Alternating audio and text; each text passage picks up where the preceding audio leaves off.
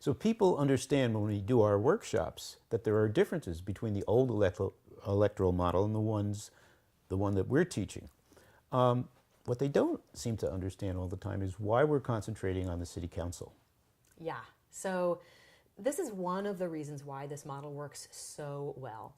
And that's because instead of focusing on individual candidates, when you focus on candidates, you know, you might elect one person to your city council, and then maybe you'll elect a mayor, and then you might elect one person to state assembly, and another to state senate, and then one person to the House of Representatives nationally, and one person to the Senate. And you've already worked on, what, 6 campaigns now? Mm-hmm. But every single one of those people, those elected officials, can be outnumbered by pro-corporate forces. Clearly. Exactly, and that happens all the time. And that means that they can't pass any policy at all. Right.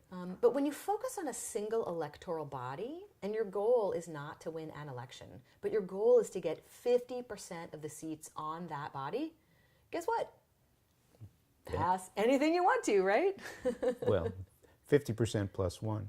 Yeah. You know, that brings up when we did the workshop in Oklahoma, I remember we had a situation, a person named Ed Shadid has been on the Oklahoma City Council for several years now, very progressive guy. Fantastic. Yeah. Right, and now he's not going to run for re-election. He's retiring, quote unquote, from electoral politics because he's become so frustrated by not being able to accomplish anything in Oklahoma City because he's the only one on the city council. Right, exactly. And so that's actually quite common. Like people who don't end up with these career ambitions and taking, you know, large donations and thinking they're going to move to state and national, people who just want to do good work, they often quit when they realize they're completely ineffectual. They can't accomplish anything. Right.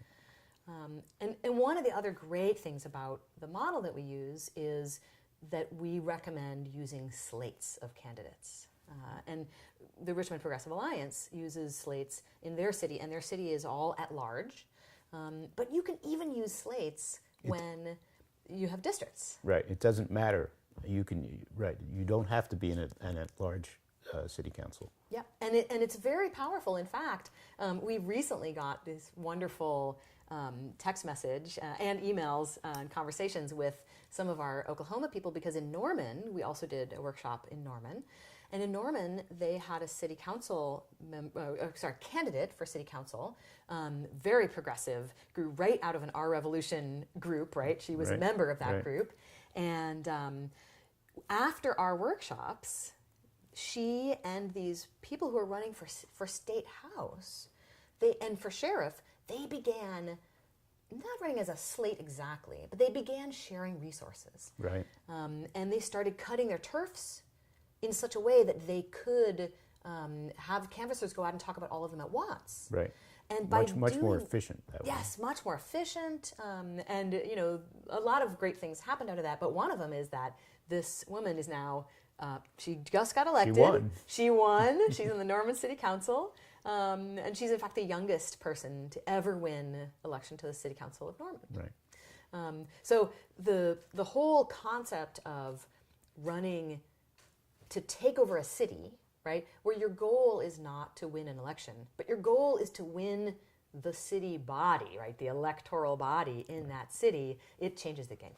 Right, absolutely. So what's important then is to think in terms of supporting groups of candidates, not individual candidates. And you can do this within each electoral body, or you can do this across electoral bodies, which is what happened in Norman.